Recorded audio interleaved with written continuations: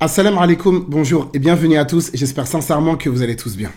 La vidéo d'aujourd'hui, encore une fois, c'est une vidéo qui est très importante. C'est une des vidéos les plus importantes d'ailleurs.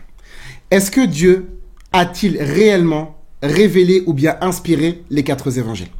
Parce que lorsqu'on discute avec les chrétiens, tous les chrétiens nous disent que la Bible, c'est la parole de Dieu. Et que Dieu, eh bien, il a inspiré les textes à différents auteurs tout au long de l'époque. De ce fait, la Bible, c'est la parole de Dieu, dans le sens où Dieu a révélé ce texte-là à ses serviteurs qu'il a choisis. Et que les rédacteurs du Nouveau Testament ont tous été inspirés par Dieu. C'est ce qu'on entend très souvent dans les églises, c'est ce qu'on voit dans les différents livres, et c'est ce que tu as appris, toi, en tant que chrétien, depuis que tu es jeune. Tu vas être une nouvelle fois étonné et surpris d'apprendre qu'il n'existe aucun verset dans les évangiles. C'est-à-dire, dans les 4 évangiles, il n'existe aucun verset, aucun passage dans lequel Dieu affirme avoir révélé les 4 évangiles. Il n'y a aucune preuve dans les 4 évangiles dans lesquels Dieu affirme avoir inspiré Matthieu, Marc, Luc et Jean. Ça n'existe pas. Vous êtes en train d'affirmer ou bien de croire que Dieu a révélé un livre alors qu'il ne l'a jamais dit. Et c'est ça justement ce qu'on enseigne dans le christianisme, savoir que oui, Dieu a inspiré les auteurs, mais ça n'existe pas dans les évangiles. Jamais Matthieu dit qu'il a été inspiré par Dieu. Jamais Dieu dit qu'il a inspiré Matthieu. Jamais Marc dit qu'il a été inspiré par Dieu et jamais Dieu n'affirme avoir inspiré Marc.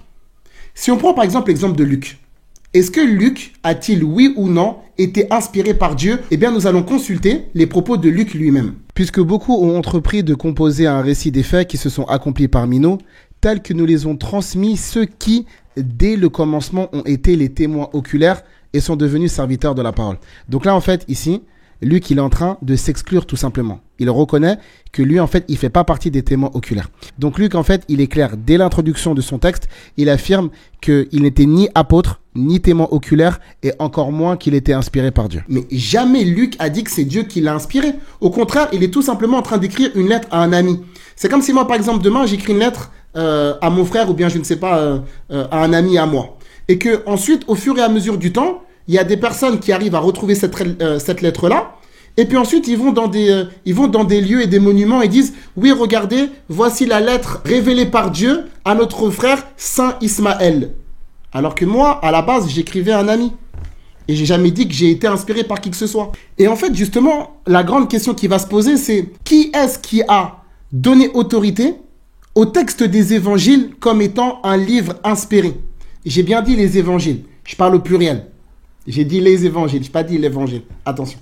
Et ça, justement, je vous demande, si vous voulez, de faire une lecture des évangiles et de regarder si oui ou non, Dieu affirme avoir révélé ce texte-là. Parce qu'en fait, on ne peut pas faire dire à Dieu ce qu'il ne dit pas. On ne peut pas affirmer qu'un livre est une révélation si Dieu lui-même ne l'a pas faite. Le seul qui est en droit de déclarer si telle ou telle révélation provient bel et bien de lui, c'est Dieu, c'est le Seigneur Tout-Puissant. Et en fait, en réalité, cette preuve n'existe pas. Donc, cette histoire qui consiste à dire que les 4 évangiles ont été inspirés par Dieu, c'est une invention de la communauté chrétienne, une chose qui t'a été rapportée, mais qui n'est pas basée sur une preuve. Et je sais qu'il y a des chrétiens qui vont venir avec 2 Timothée 3,16, c'est une erreur thématique, bien évidemment, à ne pas faire.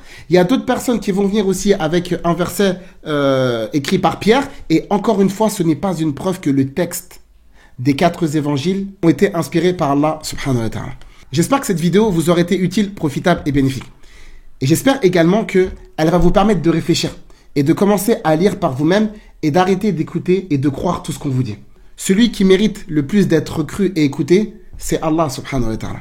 C'est le Seigneur glorifié et élevé soit-il. S'il n'a jamais affirmé avoir inspiré les évangiles, qui sommes-nous pour dire le contraire?